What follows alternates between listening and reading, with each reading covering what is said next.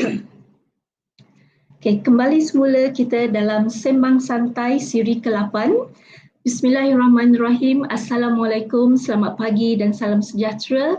Dan selamat datang kepada semua pendengar dan subscriber kepada official live Facebook UMK. So topik yang akan kita bincang pada hari ini merupakan satu topik yang sangat relevan dan sangat hangat dan sering diperkatakan di luar sana, iaitu Tadbir Urus, Kepimpinan Pengurusan dalam Pengurusan Perniagaan. Ya. So ini merupakan topik yang sangat relevan untuk kita bahas ataupun bincang pada pagi ini. Ya. So untuk itu pada hari ini UMK sangat bertuah kerana dengan kesudian seorang ikon negara yang sangat berpengalaman untuk membincangkan topik tersebut, iaitu yang berbahagia Datuk Nik Muhammad Hasyudeen Yusoff, Pengarah Urusan Kumpulan dan Ketua Pegawai Eksekutif Lembaga Tabung Haji Malaysia. Assalamualaikum Datuk, selamat datang. Waalaikumsalam. Terima kasih kerana jemput saya. We want to have you more at UMK and thank you very much Datuk. Okay. So untuk itu kalau boleh izinkan saya sedikitlah memperkenalkan diri Datuk. I know you are one of the icon in the country. People knows you, but I think I have to do justice towards you to introduce briefly about yourself. Okay. So Datuk Nik merupakan tidak asing di negeri Kelantan. So anak negeri Kelantan dari daerah Macang ya Datuk. Ya. So beliau merupakan seorang yang sangat berpengalaman dan telah memperolehi Certified Practicing Accounting dari Australia dan juga berkelulusan perakaunan daripada Dekan University. So kini berkhidmat sebagai pengarah urusan kumpulan dan CEO kepada Lembaga Tabung Haji Malaysia. Saya kira sejak 10 September 2019 tahun sudah. Ya.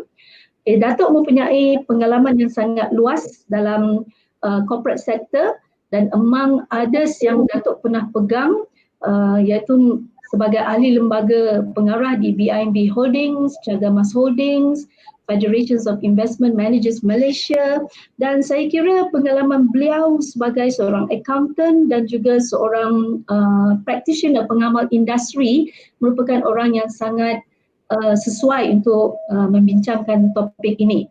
Tapi satu lagi keistimewaan Datuk, ya, selain daripada penglibatan Datuk dalam bidang corporate, di hati beliau tu tersemat tentang education, how he wants to prosper the education in Malaysia. So on that note, he has been appointed. Datuk telah dijemput dan telah dilantik sebagai Profesor Ejang dan juga menjadi ahli dalam beberapa universiti termasuklah di UUM, UIAM, Universiti Melaya dan juga sebagai seorang fellow di Putra Business School. So dan beliau juga telah merupakan antara orang yang telah profes di bidang accounting di rantau ASEAN. Ya. So dengan itu untuk CPA telah menganugerahkan beliau the award. This is merupakan darjah yang agak tinggi iaitu the CPA Australian President's Award in 2010. Okay? To recognize his service and leadership to spur the accounting professions within the ASEAN region. So daripada latar belakang berikut, saya kira Datuk Nik bolehlah mula untuk ini. Saya kira topik yang Datuk akan bincangkan hari ini berkenaan dengan Tadbir Urus, Kepimpinan dan Pengurusan. So titik tolaknya tentang bila bercakap tentang Tadbir Urus ni ya Datuk, ya, selalu orang memberi anggapan bahawa kita perlu ada SOP yang baik, kita perlu tahu Tadbir Urus yang baik. So mungkin daripada situ Datuk boleh share, berkongsi pengalaman dan juga input daripada Datuk. Silakan Datuk. Assalamualaikum warahmatullahi wabarakatuh. Terima kasih Prof dan para pendengar sekalian. Hari ini kita akan bersembanglah, dia punya sesi ni pun sembang santai tentang topik pentadbiran, pengurusan dan kepimpinan perniagaan. Mungkin sebab kita bercerita di UMK pada pagi ini, maka dia pun kena ada kaitan dengan keusahawanan. Jadi pada pengalaman saya lah sebagaimana yang Prof sebut tadi, saya pernah berkhidmat dalam ataupun berkecimpung dalam profesi perakaunan, pernah ada firma saya sendiri, dan berkecimpung juga dalam profesi perakaunan sebagai pemimpin dalam profesi. Kemudian saya juga diberi tanggungjawab untuk menyelia profesi perakaunan semasa saya menubuhkan lembaga pemantauan audit dan juga menyelia pasaran modal negara. Jadi saya dah tengok usahawan yang daripada masa dia kecil nak tubuhkan syarikat, dia berlari, dia jatuh, bangun kembali dan bermacam-macam, sehingga bila mereka menjadi sebuah perniagaan yang berjaya, dapat disenaraikan dalam di bursa misalnya, dan juga bagaimana mereka mengurus dan mentadbir perniagaan. Ada yang mentadbir dengan baik dan ada juga yang gagal dari segi tadbir urus. Jadi perniagaan yang baik pun sekiranya tadbir urusnya tidak mantap, akan juga boleh menjadi perniagaan yang bermasalah. Dan dalam konteks pasaran modal misalnya, bila mereka menyenaraikan saham mereka di pasaran modal, maka gelagat mereka dalam mengurus mentadbir perniagaan akan memberi kesan kepada pelabur-pelabur yang membeli saham ataupun melabur dalam syarikat-syarikat mereka. Dan dalam konteks sekarang, pelabur bukan hanya pelabur individu, tapi ada juga pelabur institusi seperti Tabung Haji, PNB dan pelbagai institusi lagi yang akan terkesan sekiranya prestasi syarikat terjejas kerana tadbir urusnya tidak mantap. Jadi sebab itulah bila pagi ni bila disebut tentang macam mana kita nak pastikan perniagaan itu berterusan, makin membesar, makin memberi nilai kepada bukan sahaja orang yang menjalankan perniagaan tetapi juga kepada pihak-pihak lain seperti pelanggan ataupun negara secara khususnya, kerana negara mengutip cukai daripada perniagaan yang berjaya. Jadi adalah penting untuk kita mantapkan lagi tadbir urus dan kepimpinan dalam perniagaan. Satu aspek yang menjawab soalan Prof tadi, bila kita cerita tentang pentadbiran, pengurusan dan juga kepimpinan, kebanyakan kita hanya menumpukan fokus kepada sistem dan proses, kan? Sebab kalau kita tengok definasi tadbir urus korporat misalnya, dia akan kata system and process that help the organisation to achieve the objective of the organisation. So it's all about system and process. Tapi sebenarnya the most important part of this is the human being that runs the organisation. Because an organisation ataupun pertubuhan ataupun perniagaan, walaupun dia ada banyak sistem, dia ada banyak teknologi, but you need the people who runs the organisation. And if the people who runs the organisation are not adhering to good governance, good management, jadi perniagaan itu tidak akan berkekalan. Sebab tu dalam model yang dikongsikan ini model yang saya gunakanlah, yang saya amalkan di mana saja saya berada. Saya pecahkan ini kepada tiga bahagian lah. Jadi satu ialah dari segi management, pengurusan. Ini yang berkait dengan strategi, berkait dengan pemasaran, macam mana kita nak mendapatkan tenaga insan yang bersesuaian dengan organisasi kita. Proses operasi ini berkait dengan macam-macam isu. Kalau dalam perniagaan biasanya dia sekarang ni orang duk cerita pasal kalau kita nak berniaga online, kita boleh memasarkan secara online, tapi bila nak menghantar barangan kepada pelanggan, dia kena ada logistik misalnya, ataupun macam mana kita nak beli daripada pihak lain, kita proses dan kita. So operasi adalah berkaitan dengan perkara-perkara ini. Dan kadang-kadang dalam perniagaan yang besar, rangkaian bekalan dia bukan hanya di dalam negara tapi boleh merakumi beberapa negara. Kan bila kita pesan barangan daripada China, kan, secara automatik rangkaian bekalan kita mungkin bermula di China, datang ke Malaysia, dan kalau kita ekspor pula, maknanya kita kena uruskan banyak isu dari segi logistik, dari segi peraturan custom seumpamanya. Dan the other part is finance lah, keuangan. Ini yang mustahak sebab banyak perniagaan yang saya perhatikan lah, khususnya masa saya mengamalkan perakaunan dulu dengan firma saya. Banyak usahawan yang berjaya dari segi perniagaan, marketingnya bagus, productionnya bagus, tapi kalau tidak dijaga dari segi keuangan, dia akan banyak menimbulkan masalah. Malah sekiranya contohnya lah, kalau kita dapat banyak pesanan, kita kena scale up perniagaan kita, tapi kita tidak mempunyai modal yang cukup. Kadang-kadang bila kita dapat banyak pesanan, modal tak cukup, kita tak dapat memberi perkhidmatan yang baik kepada pelanggan, nanti lama-lama reputasi kita akan terjejas. Jadi lama-lama daripada permintaan yang tinggi, dia boleh turun kembali. Dan yang elemen terakhir dalam bab pengurusan ni bagi saya ialah pematuhan. Ini termasuk dari segi pencukaian, dari segi pematuhan kepada perlesenan kepada industri-industri tertentu. Dan pematuhan ni khususnya lah pematuhan dari segi cukai misalnya. Kalau perniagaan kita maju tapi kita gagal untuk mematuhi undang-undang cukai, jadi kita mungkin bermasalah dengan lembaga hasil misalnya. Jadi that's one part sebagai pengurusan. Tapi untuk memastikan perniagaan yang kita jalankan itu berjalan dengan baik, kita perlu satu elemen lagi, iaitu pentadbiran ataupun governance. Jadi governance ini merupakan satu perkara yang penting.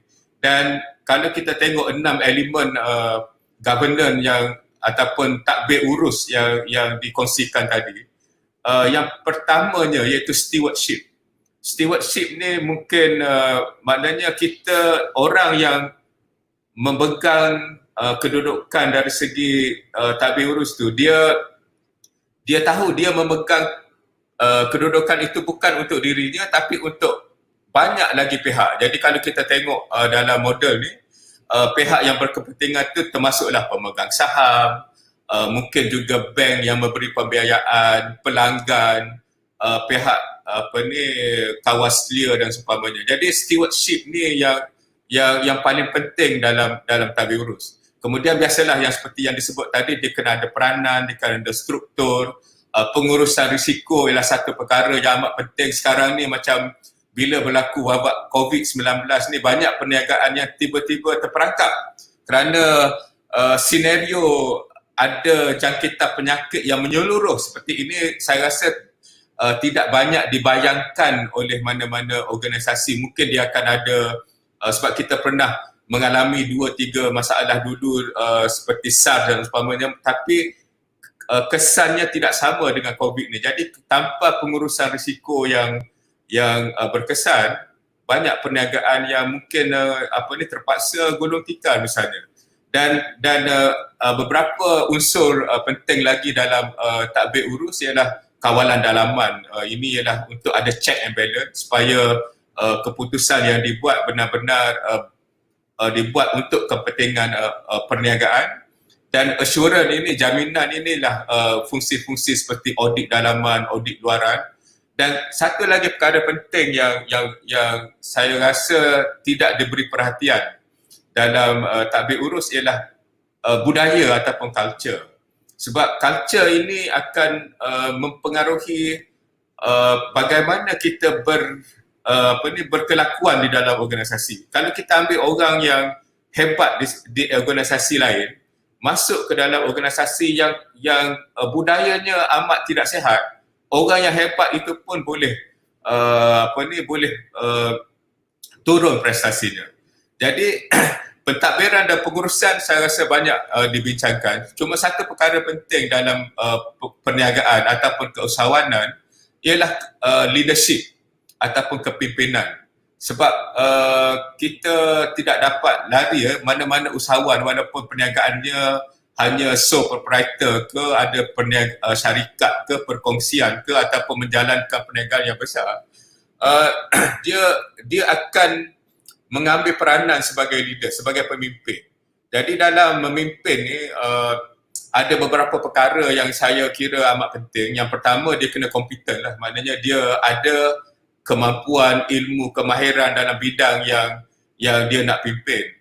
Tapi yang lebih penting bagi saya ialah conscience. Conscience ini ialah mungkin dalam Islam kita boleh gunakan istilah ihsan.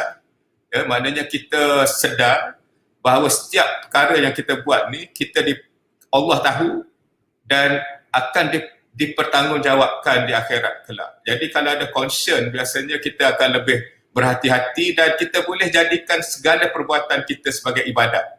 Maknanya perniagaan ini merupakan satu bidang ibadat yang luas. Sebab kita menyelesaikan masalah manusia, sama ada dari segi produk, dari segi perkhidmatan. Jadi kalau kita buat dengan betul, dengan niat yang betul, insya-Allah ianya menjadi satu ruang ibadat yang besar. Dan pemimpin tentunya dia ada kuasa lah, dan kuasa ni biasanya kalau kita belajar dari segi teori pengurusan pun dia ada dua jenis kuasa. Satu kuasa yang rasmi, maknanya bila kita duduk di mana-mana kerusi ada perkara-perkara yang di bawah bidang kuasa kita. Tapi yang lebih penting bagi saya ialah kuasa dari segi pengaruh. Sebab pengaruh dia tidak bergantung kepada kepada kuasa secara rasmi. Kalau kita berpengaruh, kita boleh mempengaruhi orang dengan tingkah laku kita, dengan perbuatan kita, dengan kebijaksanaan kita. Dan ini bagi saya lebih memberi kesan yang besar kepada mana-mana perniagaan. Yang keempat, courage. Courage ni, ini perkara yang banyak saya perhatikan. Ramai orang baik. Ramai orang tahu apa yang betul dan apa yang salah. Tapi di banyak situasi, membuat yang betul itu akan memberi tekanan kepada mereka. Jadi kalau mereka tidak ada courage, tidak ada keberanian, maka mungkin dia akan terikut dengan arus yang mengarahkan mereka kepada perkara-perkara yang tidak patut mereka lakukan. Yang seterusnya ialah komunikasi. Bagi saya, setiap orang yang memimpin, sama ada organisasi ataupun mana-mana kumpulan manusia lagi, dia perlu kepada keupayaan untuk berkomunikasi dengan baik, sebab komunikasi ini akan juga mempengaruhi tentang macam saya sebut tadi tentang kuasa tadi, macam mana kita nak mempengaruhi orang supaya kita semua bekerja ke arah yang sama untuk mengukuhkan lagi organisasi, untuk mengukuhkan lagi perniagaan. Jadi komunikasi ialah perkara yang penting, dan komunikasi ini tidak semestinya hanya dapat bercerita dengan baik, tapi ianya juga merangkumi tingkah laku kita, bagaimana kita memberi reaksi kepada situasi yang mencabar misalnya. Jadi ini satu elemen yang penting, dan akhir sekali ialah tentang kepercayaan ataupun trust. Kita kena dapatkan kepercayaan orang yang kita pimpin, dan trust ini ataupun kepercayaan ini akan dapat membantu kita untuk menjadi pemimpin yang berkesan. So in summary, when we talk about governance, I think it covers three major components. One is the system and process and structure, which is being widely discussed in the corporate sector. But within that, I think the principle of stewardship is very important, that whoever who are positioned in the governance position, they are not just there for themselves. They are there to protect the interests of various stakeholders, the company, the customers, shareholders, and people who are walking on the street, who they may not know but are affected by the product or services offered by the organization. Of course, you have the normal management issues like strategizing, marketing, managing talent, operations, finance, and compliance. But these two components, the governance and management components, are connected through the leadership that is being practiced in the organization. So a leader must be competent, a leader must have conscience, because a leader without conscience will just run the organization in many directions. They don't care about whether it's right or wrong. And I think for Muslims, they have to remember that we have the concept of ihsan in Islam, where you are, you being the servant of God. Whatever that you do will be scrutinized and will be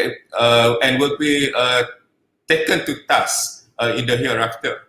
And of course, in doing the right thing, you must have the courage, because there are consequences of doing the right thing. In organizations where if profit precedes other consideration, maximizing profit can cause harm to people. And if you are the leader who takes into account the public interest, and because of that the profit will be moderated, you may not be a popular CEO, you may be sacked because you are not maximizing profit. And I think this is something which is very important. And of course, to be an effective leader, you must have the power. But formal power has limit. But if you can influence people through your conduct, through your ideas, through your behaviors, then I think that is more powerful than the formal power. A leader must be able to communicate effectively, and more importantly, it must gain the trust of the people who are being led. So Prof, saya rasa itu mungkin ringkasan kepada apa yang kita nak cerita pada hari ini, Prof. Yeah.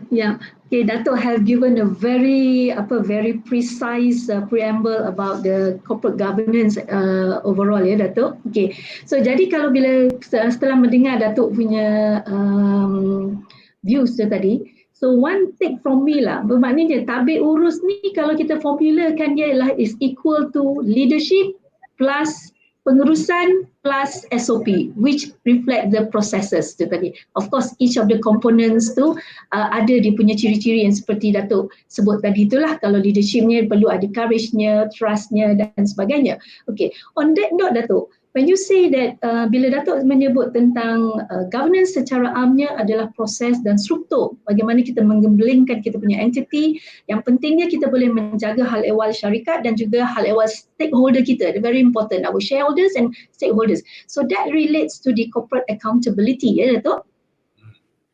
Yeah. Would you like to add on this accountability? Selalunya bila orang cakap accountability, ataupun dalam bahasa Melayunya kebertanggungjawatan sebenarnya, right? Okay, dan tanggungjawab. So sekarang ni we have moved away from, okay, this is not just our role kalau kita dulu dalam SOP ataupun dalam scope of kerja, tetapi sekarang lebih kita mahu what is your accountability. So I think the basic fundamental juga tentang the division between what is accountable and what is responsibility must be understood by the employees and also the stakeholders. Would you like to comment this? We have to go back to the definition of what is a business. Apakah itu perniagaan? Secara simpelnya, perniagaan ialah usaha untuk mendapat keuntungan. You take simple ni, but you make keuntungan ini or the profit is gained when you interact with your customers, kan? You buy from your suppliers, you are licensed by the government, for example. Jadi for you to make the profit, you have to interact with many components of the society, and this is the reason why now the society, not only in Malaysia but I think globally, are expecting higher responsibility from businesses. Alright?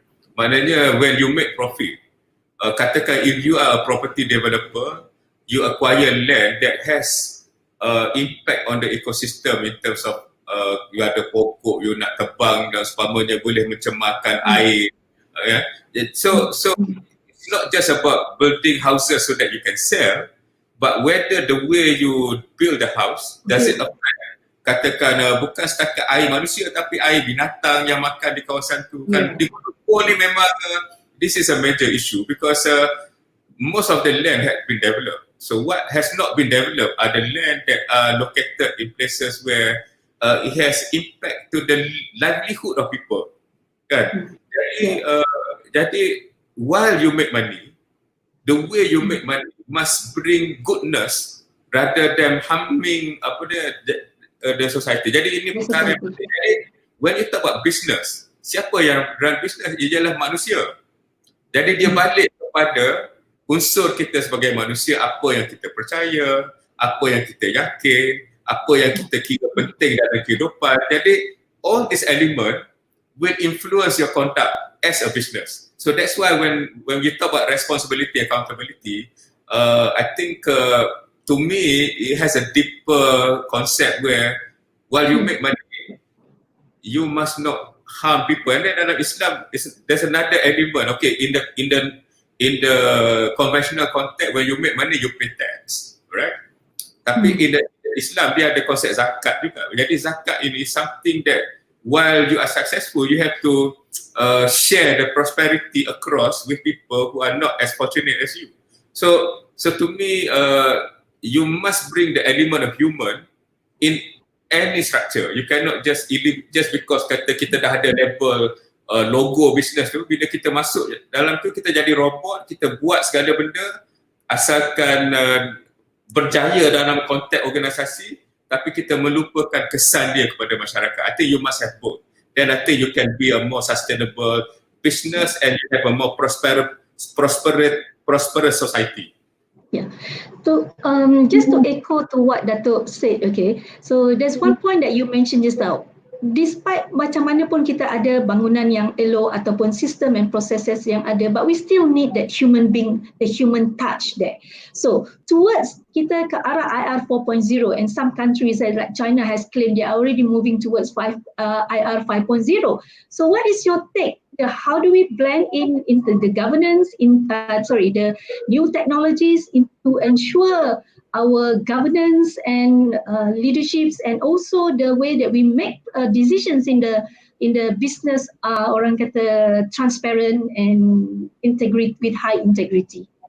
I think we can example under present COVID punya situation now. I think when you go to China, I think after they had the problem with COVID, I think one of the need under the situation is contact tracing. So they use all the artificial intelligence, they use all the camera, because in China they have cameras everywhere. All right? Exactly. Yeah. The objective is to solve the problem. You use technology, but the question is, do you stop at that or you go beyond that? With all the data that you have based on your surveillance work and all those things, what do you do with it? So these are all, you can call it ethical issue, moral issue, or even governance issue. But I think there should be a limit somewhere where you just do enough to solve the problem, and you don't go beyond that, notwithstanding that you may have the power and you have the capacity to do it. And I think this is something that is being debated in the US at the moment when, I think now with the issue in the US where there is rioting everywhere, people are making statements on social media. So I think and Twitter had done something on the tweet of the president, whereas Facebook decided not to do anything. So these are where because Facebook now is a big business.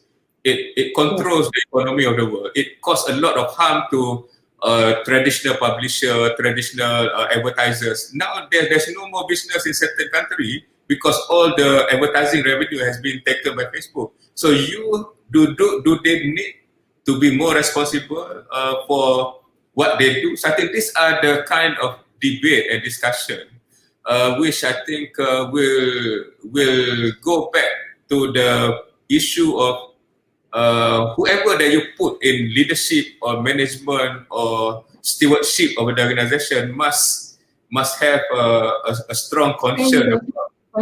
Yes. The power that they have. I think I think the willpower must be strong there, and as Datuk mentioned clearly, kalau kita sebagai seorang Muslim, so we must know where we stand. And I think all religion pun teach the same thing. All religion will teach the right thing. They want the good citizens of their believers, right? Okay. I think the question, konsepnya memang tu, tapi do we really nurture people to do that or not? I think that is the question. And when you talk about good governance, it doesn't start when you walk into the office. It starts when you were born, your upbringing, the moral values of your society, what you learn at institution macam UMK, what sort of theory that you teach, how the lecturers behave, and then when they start to work, who were the first employer, how do this employer behave. Saya boleh bagi contoh lah bidang yang saya tahu, perakaunan. Kan? Dalam sistem sekarang untuk dalam program tu 6 bulan kena pergi buat praktikal, kan? Jadi ramai yang buat praktikal dalam firma-firma perakaunan. Jadi ada juga bila kita kerja dekat firma perkawanan, bila dia balik, dia tak nak jadi accountant sebab dia kata saya tengok apa yang dibuat di luar tu bukan saja tak sama, malah bertentangan dengan apa yang sepatutnya. Kan? Jadi kalau they were brought up in that organisation, which look at, okay, we have to do things that we are not supposed to do as professional. So these people, when they become professional accountant, they work for organisation, they were cultured with that sort of thinking. Jadi ini yang maknanya dari segi tadbir urus ni, dia punya tanggungjawab bersama. Kita tak boleh expect kita letak seorang tu, lepas tu dia lah yang kena fikir macam mana nak. It's the whole society. That's why the education, the values that we teach at home, what do we talk over lunch, over dinner at home, will influence the person when the person is given a certain role or responsibility in organisation. Yeah.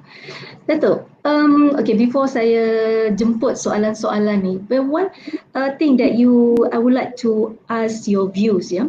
Okay, kalau di private sector, we have the green book before, right? Okay, we have that green book of Tadbir Urus, we have the MCCG tu, the Malaysian Code on the corporate governance, okay. Whereas in the public sector entity, sekarang ni kita ada the public sector companies, corporate governance rules 2013, and I think dibuat pindaan pada 2017.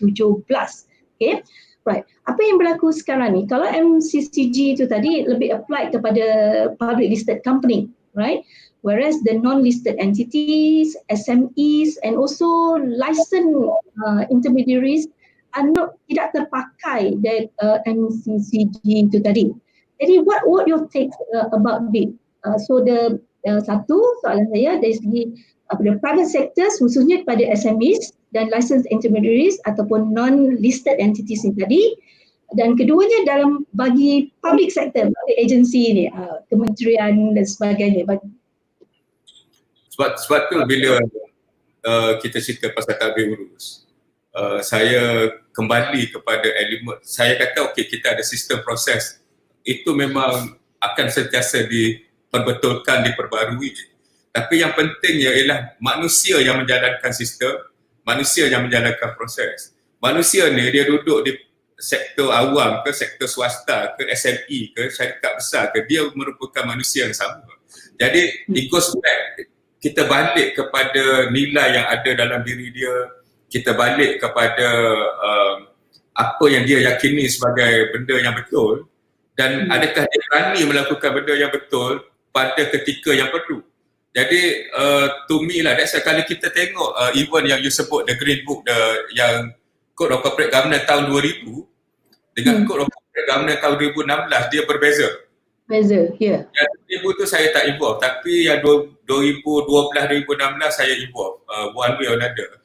Sebab at the end, it's not about the rule, it's about how the rule is implemented. That's why sekarang kalau you tengok corporate governance, dia nak tengok the outcome.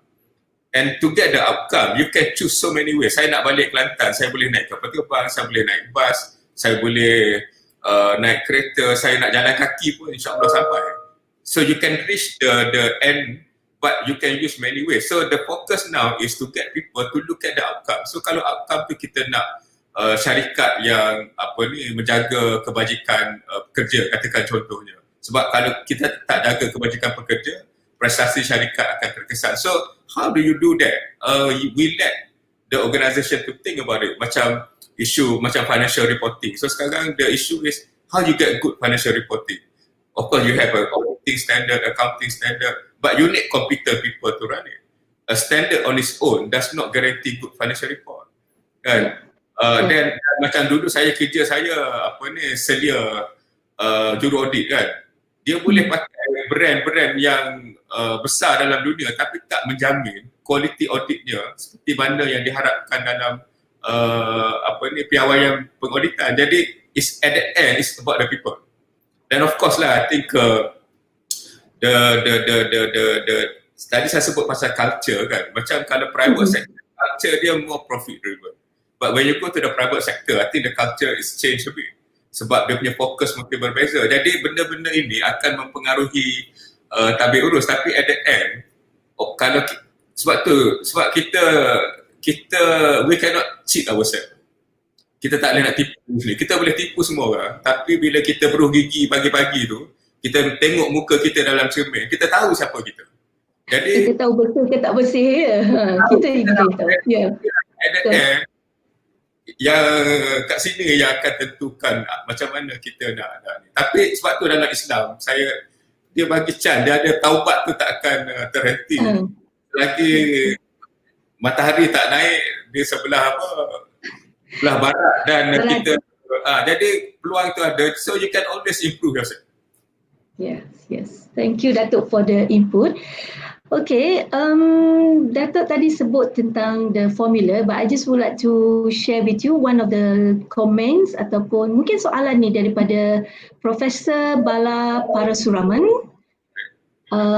Datuk, satu model yang terbaik. Persoalan saya ialah bagaimana model kepimpinan, Tadbir Urus dan Pengurusan Perniagaan dijalinkan dengan satu lagi elemen yang penting iaitu integriti. So, saya rasa secara tak langsung tadi Datuk ada sebut, but I invite you to further elaborate on this. Okay, thank you. Thank you for the question. I think this has Professor been Bala. Prof Bala, this has been debated in many levels. I've been involved even with people who are professing integrity pun. I think sometimes the issue is about how do you get it and all those things. But my view is at the end, integrity is within you, and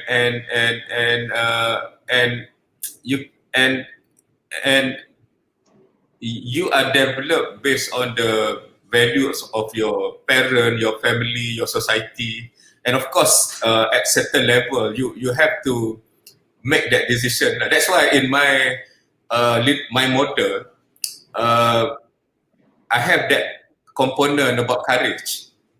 Because without courage, you may know what is right and what is wrong. But without courage, if the wisdom of the organization is to do something that is not correct from your point of view, if you don't have courage, you will just do that. Because that is a price for integrity.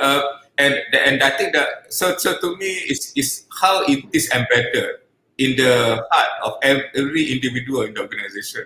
And I think this is very important, and I think Prof Roselina talked about the belief system across all religion, across all values of human. I think we do appreciate this issue about doing the right thing. But from what we have observed, knowing what is right and what is wrong is the easier part.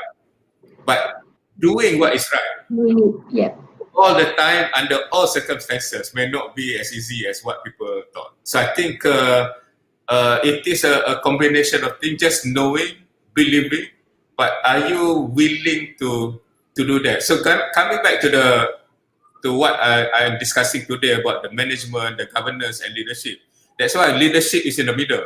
So to me, we have a higher chance of being successful if people that are placed in leadership position, apart from the knowledge, apart from the skills and other competency, you must carry that right values. So I think that will integrate both the governance side and the management side.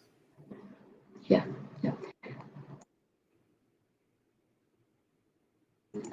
Fantastic explanations by you. Right, okay. So while waiting for more questions and comments from the audience, okay, Datuk, recently from the World Bank punya report kan, menunjukkan satu indeks menjalankan perniagaan di Malaysia ni dah move from the kedudukan 15 kepada kedudukan 12 2020, dan juga peningkatan tentang indeks Tadbir Urus dunia kita di Malaysia juga menunjukkan hit yang sangat tinggi, maknanya hit yang baik ya dalam semua 6 dimensi itu tadi. Tapi pada hakikatnya Datuk, kalau kita dengar luar-luar desas-desus daripada masyarakat di sana, masih menyatakan bahawa doing business in Malaysia is not as easy as we thought, and then we have to play around with so many ways. Okay, so what your take about this, Datuk? Kalau kita tengok dari segi indeks menunjukkan kita bertambah baik, itu sangat baguslah ya daripada mata masyarakat dunia. Dia kadang-kadang kadang-kadang when you look at all this international assessment, I think they use data that they get from other studies as well. Jadi sometimes what they report is just to give you the broad picture of what the situation is, and alhamdulillah, I think based on the ease of business and the perception on corruption, I think if we are improving, then I think it's good for the country. Sebab kita kena ingat, Malaysia is a small country. We don't have the big population like Indonesia or China or India. So you need to offer a business environment that is conducive so that people can come, because kalau kata from the foreign investment perspective, they want certainty of rule. That one is very important. So bila dia letak duit kat Malaysia, dia nak pastikan kalau dia nak buat apa-apa, dia dapat buat, tidak ada perkara-perkara yang menghalang dia untuk berniaga. So I think that's why the ease of business and corruption perception is very important, because that give them the idea that, okay, if I go into this country, I can run my business based on what I want, not based on what other people want me to do. So that's one part. Tapi dari segi reality, kita akan ada perbezaan lah. Maknanya kalau mungkin dalam industri A, Tadbir Urusnya lebih bagus, tapi industri B masalahnya lebih banyak. Jadi when you are in that spot where you have more challenges, then of course your experience is not as good as what is being reported. But if you are in an industry where the culture, the way business are run is very is very close to the report or even ahead of the report, then you feel you are even better than what the perception or the report punya outcome. Jadi so because kita kena ingat one thing about the way we have to understand the world is not homogeneous. Yes. Ini yang masalah. That's why bila kita tengok debate dekat public kan, dia kata dia tak ada satu cara untuk dapatkan sesuatu, dia ada pelbagai cara. Itu untuk jalan untuk dapatkan sesuatu. Dalam kita sebagai manusia pun, kita punya situasi berbeza dalam satu rumah kan. Kalau kita tanya adakah semua orang happy, ada orang rasa paling happy dan ada orang rasa paling sedih. Tapi keseluruhannya mungkin ahli keluarga itu happy. Jadi to accept that dia akan ada perbezaan. And I think the to be positive, you must develop the ability to acknowledge that there are differences, but you must take the path that you believe is the right thing for you. So I think that we can live more happily as human being lah. Tak payah nak gaduh-gaduh kan. Rambut sama hitam, hati lain-lain. Tapi sekarang ni kita tak boleh kata rambut sama hitam, rambut pun dah warna lain-lain, Datuk. Okay, Datuk. So we have one more, another one. Okay, from Mr. Minta maaf, Mr. ataupun Doktor ni, Mr. Wan Ashraf Adlin. Beliau mohon okay, Datuk, people say they want highly accountable employees. Memang selalulah kalau kita, especially in the private sector, even government, we want a very highly accountable employees and workplace cultures. But what does that really mean and why do we strive for it? So Datuk yang kerja di big company like Tabung Haji. Saya pun tak tahulah apa dia kata tu kan. Because you say that people say, so you ask them what they say. But to me, that's why I say we as individuals is also important. Why you want to be accountable to me is also is to your best interest, because and I think this is where I rasa we need more debate about accountability in the context of even kefahaman kita tentang agama di negara kita. Sebab kita akan very particular about ibadat khusus macam solat, puasa kan. But when you go to work, satu, you kata you pergi kerja, you nak rezeki yang halal. Of course, bila perkataan halal digunakan, dianya terikat dengan syarat-syarat agama. Kan? Dan bagi saya, sekiranya untuk menjadikan rezeki kita halal, kita kena buat apa yang perlu dilaksanakan pada pekerjaan yang kita buat tu. So I think this is where, to our own interest, we must be responsible and accountable, because that's how you perform your work. And based on your work, you get your rezeki yang halal. So to me, a lot of issue in this country can be resolved. Bagi saya lah, ini teori lagi lah. If we can connect the belief that we have with the behavior that we have at work or in interacting with in the society. Because I think that I nampak macam ada disconnect. Disconnect in the sense that on one hand, when we talk about agama, you're so very particular in many things, but when it comes to the things that you do in life that benefits you, it gets disconnected. So I think if we can that again, insyaAllah, I think things are more pleasant lah bagi saya. So I do not know why people say they want more committed employee, more accountable employee, but to me, as a human being, as a believer in the religion of Islam, it's my responsibility to be to be able to be accountable to what I do, because at the end, there's another process in the hereafter that I will be answerable to all sort of questions, and during that time you cannot apa ni nak balik sini nak betulkan tak boleh dah. So it's you write your script in front of Allah today, and I think that to me give us the strength of wanting to be good, wanting to excel. And I think this is also another interpretation of ihsan lah, because ihsan is when you feel that whatever you do, God is watching. So when that is the situation, why don't you do your best? Because that is how you perform in front of somebody that you love and somebody that you feel kita menghambakan diri pada dia.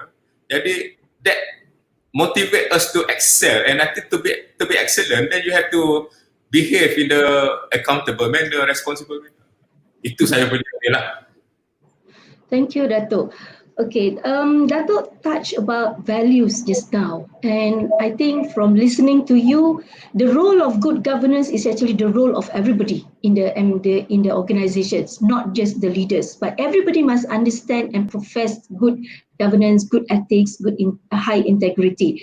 So, what is your opinion with regards to pendidikan sekarang ni yang embed kursus integrity, moral study di dalam universiti? Sebab dalam satu aspek tadi Datuk mengatakan nilai ataupun moral tu can be embed ataupun born in the person, and on one aspect that it can be also nurtured. So do you think that the present curriculum kita yang adalah 1-2 subjek yang khusus Titas, Tamadun Islam, moral study tu, do you think is enough? Itu at the university level, but at the grassroots level until tertiary, your comment, sir. I pernah dengar lah, but dia kata ada pepatah the saying in Africa to say that it takes a village to bring up a child. Kan, maknanya in that it's not just an individual responsibility, but it's a collective responsibility of the society. Unfortunately, I think now the way we structure ourselves, especially with social media, we tend to become more individualistic. Even now when kalau katakan kita makan bersama satu keluarga, kita makan bersama telefon masing-masing. Kan? Betul. So I think the element of individual is stronger than this element of us being a member of the society. But nevertheless, mungkin a better analogy lah, tak tahu. It's about, okay, I will touch on the ethic balik, tapi I just want to go the other side. Sekarang people say, technology is something that you must embed in student. So what you do, you embed the component of technology in every subject, kan? So maknanya dia buat di subjek pun ada teknologi, so that bila dia complete the course, he's so conversant with technology.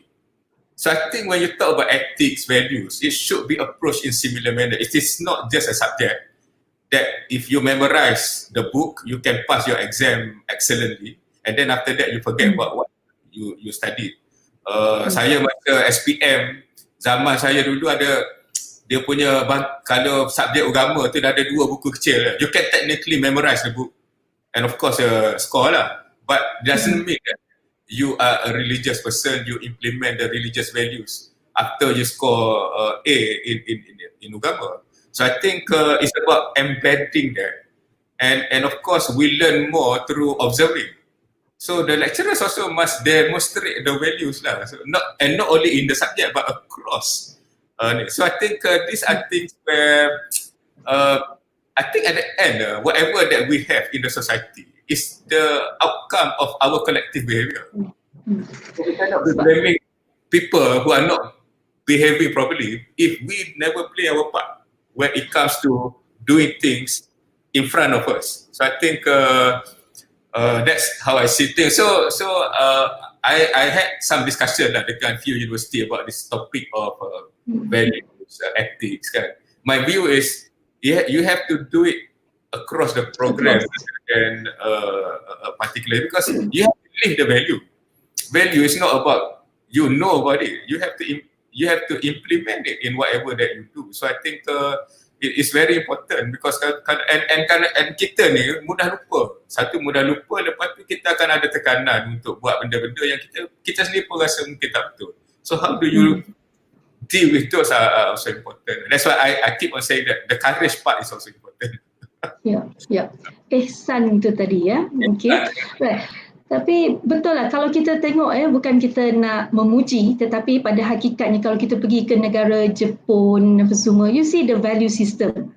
Dia tak ada pula mengajar subjek tetapi but it is naturally from the family institutions where they nurture the children. So bila mereka ni keluar, so mereka tahu okay kalau buat sampah tu umpamanya lah the very basic. So you have to throw your rubbish in the dustbin. So without telling it, but is this the whole ecosystem and starting from the family I think is a very important to nurture to ensure. Bringing a very interesting in terms of governance, Japan is not rated highly on governance. Although individually they are very keen but when it comes to running organisation, they have a totally different society punya structure pula. You don't get a Japanese company to be highly rated on governance, maybe because number one, the frame that is used is the Western model. Maybe it does not suit the Japanese model, but you do have a lot of corporate scandal in Japan because the society is very hierarchical. If you are in the higher level of the society, you can get away with a lot of things as well. So it's just that perhaps because Japan, I think before China was the second largest economy of the world, so they are able to sidestep the governance issue because of the economic success. But I think within the economic success, they have a lot of issues. This is something that I observed because I was involved in the regulatory part. And certain regulation that is applied even in Malaysia are not applicable in Japan because they sidestep a lot of issues as well. So that's why I said dunia ni dia tak macam homogeneous tau. You can be excellent in tandas. Kan your tandas kita boleh tidur dalam tandas supaya bersih, tapi it does not mean that when you run organisation you don't abuse your power.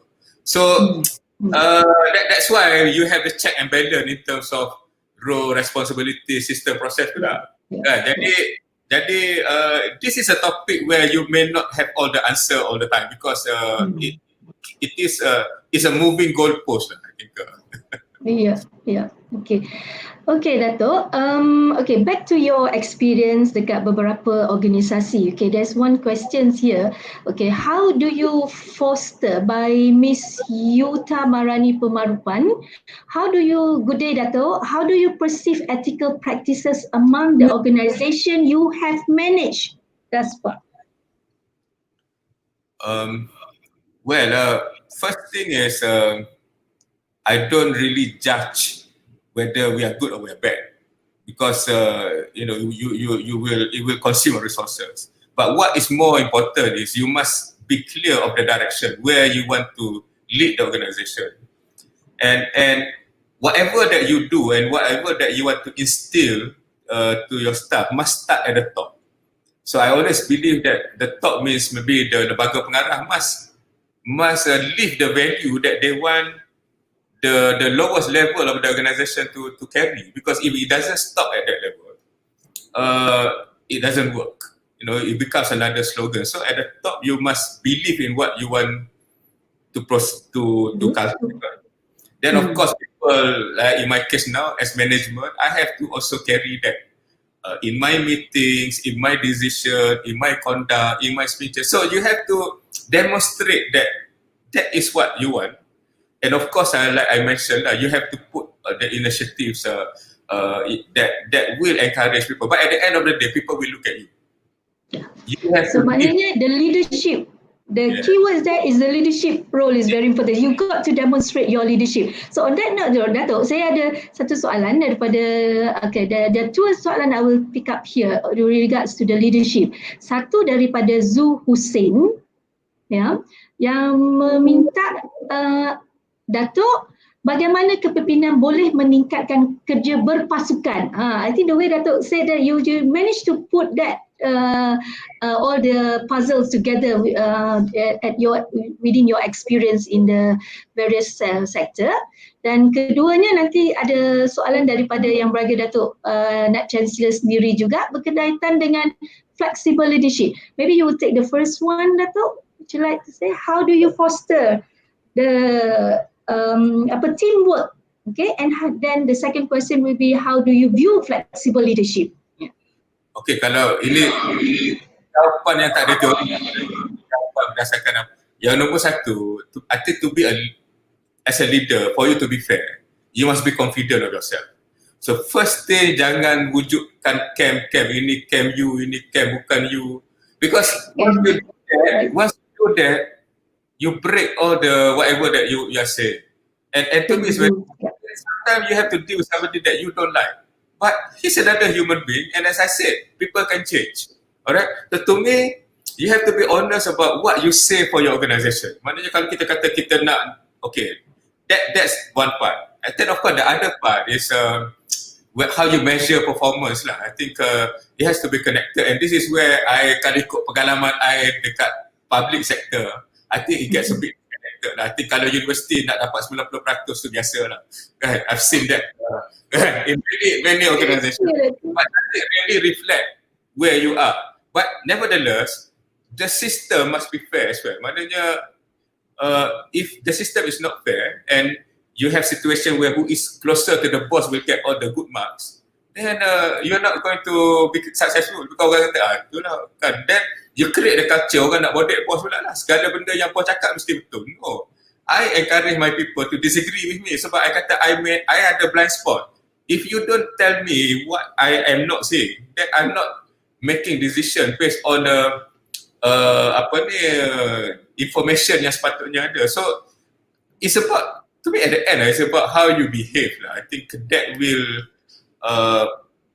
transmit, and of course when you, because the question talk about team, so I think you need to when it comes to rewarding, you don't just reward the cheerleader lah, you have to reward everybody.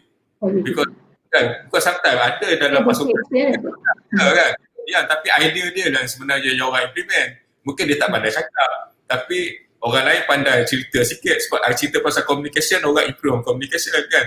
So I think you need to recognize that number one, you are not Superman. Your performance is based on the achievement of everybody in the organisation. And then you have to inculcate that culture lah. So that's number one. Yang Dato' Azizi tanya pasal flexible leadership itu, saya pun I'm not familiar with the term lah. Tapi sometimes I think maybe it's more of be clear of the objective, but be accommodative in terms of how you want to reach the objective. Kan, as I mentioned earlier, maknanya mungkin objektif tu clear, kita kena semua tuju pada arah yang sama, tapi macam mana nak sampai ke arah tu. Macam contoh sekarang kan, where now we talk about working from home, alright? In fact, I memang daripada dulu sampai sekarang, I don't care about, maybe lah because I was involved with organisation that is more outcome driven rather than process driven. So the most important thing is I get the outcome. Whether you clock 9 to 5 or you clock lewat, macam sekarang you are not even in the office, but if I get what I want in terms of outcome, then we can be more flexible in terms of approach. Maybe that's my interpretation of that statement lah. Maknanya sebagai leader, kita kena clear apa yang kita nak, kita kena jual that idea kepada pasukan kita, tapi mungkin kita kena bagi kebebasan ataupun ruang kepada setiap pasukan untuk interpret kita punya aspiration. Jadi mungkin dia approach dia berbeza antara satu sama lain, tapi masih menuju ke arah yang sama lah. That could be my interpretation of flexible leadership. Tapi persoalannya kadang-kadang dari sudut employees, they want the leaders to be very accommodative. So the question is that to what extent that we need to be flexible itu tadi. So pada saya, kalau dalam ruang lingkup perundangan ataupun skop tu tadi, mungkin bolehlah, tapi what your view about this? Itu yang persoalan. I anchor flexibility to the objective of the organisation.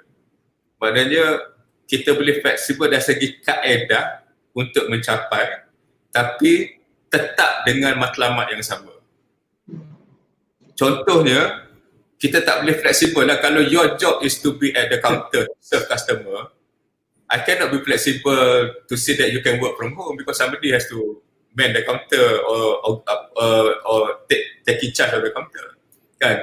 Tapi cara you nak layan customer, maybe you have that flexibility, you nak senyum dulu ke apa ke. So but some category of people, they do not have to be present in the organisation.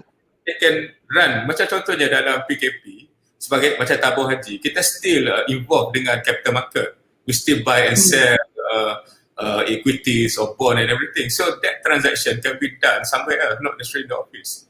But and they can still invest properly, make money for the tabung haji. So those are the kind of flexibility. But certain macam values, I think you cannot compromise on values. Kan? Mana kita kata we have to believe in this, kita kena buat macam ni, kita tak nak tipu orang. So that you cannot compromise. So I think when you talk about flexibility, you must know what is something that is never be compromised, such as the objective, because that's where everybody nak tuju. Tapi mungkin the way to achieve that, you can be a bit more a bit more flexible lah. Yeah, sometimes people may be more creative than you do. You know, sometimes we cannot underestimate the and I punya prinsipal of management lagi senang. I punya staff lagi pandai daripada I, jadi senang. Because you know that if I am worried about them taking my job, then I better do a better job. Kan? You have that's why I think the self-confidence of the leader is very important. Because you don't have to look like, tak payah look. You just jalan aja, you just encourage people, you get the best. I start on the premise that everybody wants to do the right thing, everybody wants to do the best. Cuma mungkinlah ada dari segi mungkin skill, mungkin ada masalah lain. So you need to have a process to handle those things lah. Because you cannot be knowing everybody lah kan at the same time. Saya tahu lah whether I answer the question or not. Yeah, I think you have described it and explained it very well. Okay, thank you, Datuk. Okay, more about the leadership. Yeah, there are several questions related about the insan or that relates to the values. Okay, so ada persoalan daripada Dr. Ainun Jamilah. Ya, okay. Mohon pandangan Datuk sebagai seorang ketua. Adakah insan seseorang staff tu, when the courage of the staff tu penting kepada organisasi atau cukup setakat melakukan tugasan je saja? Okey, sekarang ihsan ni istilah agama kan.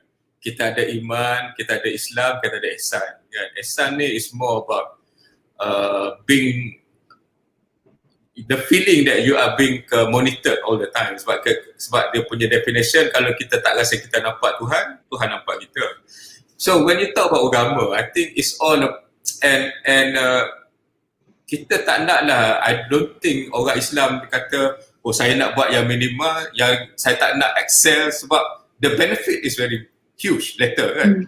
To me, if you are given a particular job, there's no reason for you to stop at what you are told to do. You can go beyond that within the allowed framework. Because to me, if that is the ihsan lah, maknanya ihsan ni, you are excellent. Ihsan ni means that you dah bukan setakat kena buat ABCD, but if you can achieve E, why don't you? You know, and you are contributing to the organization becomes stronger, and that is the share that you contributed to the organization. So to me, I think if you start to see things in the bigger manner, in the sense that if I give more, it's not just about the salary that I get, but the barakah and the rahmat that I get as a Muslim or in whatever religion that you believe, then I think you feel less constrained to excel. On the other hand, you may look at, maybe katalah your colleague apa, just doing enough, and maybe because for whatever reason they may be recognized more than you, but so what? I think you have to be yourself. You have to be yourself and think what is the best for you as a human being. And as a believer of Islam, I think you are given all opportunity to please God by doing good.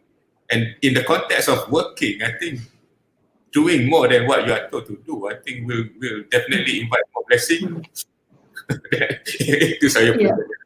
So maknanya also we have to remember that we are a servant of the God of Allah, yeah. Okay, so that relates to another question from Dr. Siti Afikah sebenarnya. I think Datuk sikit, tapi saya just throw in case Datuk want to elaborate further. Okay. Assalamualaikum Datuk. Good discussion. I have a question. How we as a person and a servant to our God to balance between being an accountable human being and a servant? Because sometimes in order to favor human, we unintentionally put our accountability as a servant aside. Ini dilema especially seorang pemimpin kadang-kadang. Dia gini, dia kalau prinsip Islam, there's you don't follow instruction that goes against Islam lah. That's the cardinal principle. But sometimes it's how you understand your role and how can you get around your challenges in the way that is consistent. Kadang-kadang mungkin orang yang nak buat decision ataupun arahan yang diberi yang kita rasa bertentangan dengan kefahaman kita, mungkin they do not have the right information. They were not given proper option that will solve our problem as well. So in most cases, even at the high end decision making, sometimes if you provide them the way out in the way that you are comfortable and your solution is compelling for them, I think there's no reason for people not to follow your proposal or your suggestion. So I think it's about not just to say that, oh, that's why I kata dunia ni dia bukan, to me lah, it's not black and white in such a manner. There are many ways of achieving things. Full of colours. But you don't stretch it lah. Kan? Okay. Yang that 50 shade of grey apa tu dia makna lain. But what you have to do is, if there is a challenge in the sense that, oh, you believe that this is not the right thing to do, but what are other alternatives that you can work out so that the person who is making that decision can also say, oh, okay, why it's because that is solve more problem than just need. But of course lah, people may behave differently lah. But to me, our job is to strive. Our job is to offer solution so that whatever decision yang kita rasa tidak sesuai dengan kefahaman kita tidak dibuat. Kan? But of course, sometimes as what we discussed lah, some people they may not have any problem of crossing the line. So I think we have to try our best lah to manage the situation. I think the mindset should be that you want to get the best outcome. You strive to get the best outcome, but that also require you to provide, to give proposal, to give suggestion, and how you sell your ideas. And even I can tell you, even at high level decision making, the principles is still the same. Maybe orang yang nak buat decision tu, dia hanya dinasihatkan hanya ada satu jalan saja. Tapi rupa-rupanya ada 3-4 jalan lagi yang kalau kita bagi dia punya cadangan kita dengan kebaikannya, dengan risikonya, dia kata, oh, maybe this is a better solution. So I think you don't stop trying.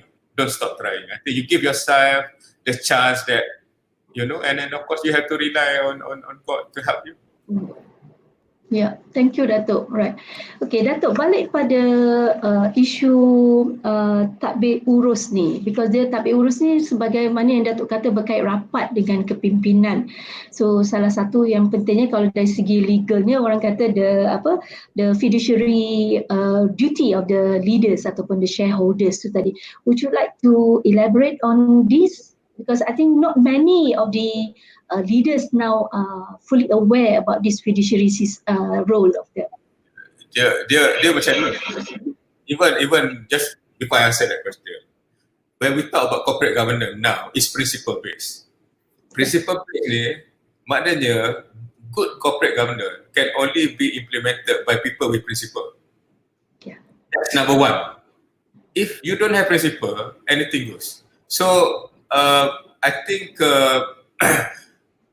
that is the most important thing lah. Maknanya kalau kita tak ada that semangat nak melakukan apa yang betul, then it's very difficult for you to have proper things to be done, kan? Jadi that's why, so coming back to fiduciary duty, fiduciary duty is about you being entrusted with something and you try to do the best to get that trust to be honored, kan? So if you're a director of company, you have the duty of loyalty, you have the duty of care, you have the duty of candor and also, tapi at the end it's about you honouring the position that you sit on. Macam saya duduk tengah ni, memang ni kursi CEO Tabung Haji ni, maknanya bila saya duduk di kursi ni ada tanggungjawab dia, kan? Jadi adakah setiap perkataan saya, perbuatan saya sesuai yang dengan kedudukan yang saya ada. So it can cut across and it can go to the smallest element of the organisation. So even if you are running a business, so proprietor, you jawab kat diri you seorang. But if you understand that role, then bila you jual, you try to come up with the best product, you don't cheat your customer, you try to super please your customer, you build your brand. So even at the lowest end, sebab tu bila saya buat this framework ni, saya juga cuba terapkan pada perniagaan yang kecil-kecil. Dia tak adalah sekompleks ni, kan? Tapi kalau the key tu lah dari segi honesty, dari segi excellent, but you must be competent, you must have the knowledge, you must have a system, so you cannot just you baik saja, business jadi baik, tak, you kena usaha juga. So when you go up to any level of organisation, to me lah, the way I interpret fiduciary duty is you fulfill the demand or of the position that you have in the most honest way lah, I think. In most issue, kalau corporate ada conflict of interest atau tidak. So normally you look at financial interest, but is there any personal interest? So those are that so that's why you have duty to loyalty, meaning you have to, duty of loyalty means you have to make decision in the best interest of the company. You cannot have other agenda. So best interest of the company itu apa dia pula? Dia akan banyak isu lah. But what if the best interest of the company conflicted dengan the best interest of the society? Right? That's another thing that you need to manage. So kalau you baca corporate governance, dia kebanyakannya doesn't go beyond the organisation. Betul. Tapi I think steward, kan, that's why I use the word stewardship. As steward of the organisation, you need to go beyond, kan. But of course lah, at the end, you have to land somewhere. And this is where landing somewhere tu, kalau dalam istilah agama, biasanya orang kata tu kita buat apa, macam fatwa lah, kan. You make them your best judgment. Maknanya considering everything, this is what I think is the best balance between my organisation, society and even myself. Ini yang dikatakan it takes the wisdom in the leadership, ya Datuk? Because sometimes just the rules alone, walaupun kita ada code of corporate governance ataupun ada proses SOP dan sebagainya, I think it doesn't, bukan nak kata it doesn't work. Well, it's good to have the rules, but sometimes the process that how you translate those rules and procedures is very important, which it's unprescribable as what you mentioned just now. People talk about board composition, very important. So the board composition is where you have the collective wisdom of the board to make decision, kan? And that's why now people talk about diversity, kan? Kalau kata kan 30% women, kan? Jadi orang kata pasal apa women, tapi my experience, woman director dia straightforward sikit, dia cakap je. Orang kata bulldozer dia tu. Not everyone are effective, tapi sometimes you need that diversity, otherwise dia macam jadi group thinking, kan, mana, kan, because it goes back to how you get to be on the board. Macam di Malaysia sekarang ni, still walaupun ada independent search company apa, tapi sometimes it goes back to who the board of directors kenal, kan. Jadi you inherently bring certain thing that impact into, so that's why diversity is very important. And I think if you look at global business, you really need to be diversified in terms of values, in terms of talent, in terms of moral value, because you are, kalau kata macam even UMK kan, when you have foreign student apa semua, you cannot be applying the Kelantan mentality to somebody that comes from other parts of the world. So you need to understand where they're coming from and all those things. So I think this is where composition of the board is actually, kalau you tanya saya, that is very important because that's where you set the tone for the organisation. So kalau board tu cenderung kepada one particular thing, then dia akan move that way. And of course the role of the chairman lah. I think chairman has a very important role because he's the one that balances the views, persuading the organisation to move in a particular way. So I've seen a lot of chairman in my life lah, in terms of the one that let things to ikut aja lah, ataupun yang one yang very strict, nak ikut jalan dia aja ataupun macam mana. So I think that diversity provides a good foundation for quality decision. Not to say that all your decision must be right. Kita manusia, kita still buat silap. Tapi at least you dah consider banyak benda dalam perkara-perkara. Okay, right. Okay, so I'll take a pause to take these questions. Okay, from Mahesh Stalin, right? Good day, Datuk. Ini with regards to leadership juga, alright? Okay, and also related to governance. Okay, what is your view on favoritism did by some leaders in management? How to prevent this issue in management? Thank you. Well, I'm being we are human. We have our shortcoming as well. So sometimes when you are very passionate about something, whoever that share your passion will get more attention from you than those that maybe they have other things to do and they are not as excited as you in terms of the subject that you are interested in. So I think sometimes we tend to overplay shortcomings of people, because just because I don't like your face, I cannot be amplifying all your weaknesses and downplaying all your strengths that you have. But I think this is inherently human. In as much that you want to be the best leader, you want to be fair to everybody. I think as human being, you do have that shortcoming. So maybe this is where you need to be a bit more open and tell your people, sorry lah, if I make this sort of mistake, you let me know lah. So I don't know. I mean, at least to me, I don't have problem with people telling me my shortcoming because that's where I learn. Otherwise, if you keep on believing that you are the best around just because you sit on the chair, and there are many reasons why you sit on the chair lah. I mean, I've seen in many places, not necessarily because you are the best fit for the organisation, but you have to acknowledge that in certain situations there are smarter people than you, better people than you, and you have to respect that. I'm sure in any organisation there will always be this belief that somebody is more favoured than the rest. But I would, at least to me lah, because I've been leader, so I may be the one that has been doing that to others. But primarily is maybe because of your passion for something. So anybody that do not demonstrate that, maybe you feel that okay lah, they're not sharing your ideas or your values. But the other part is being human means you also have all these weaknesses that somebody has to tell you that you have to improve. I think yeah.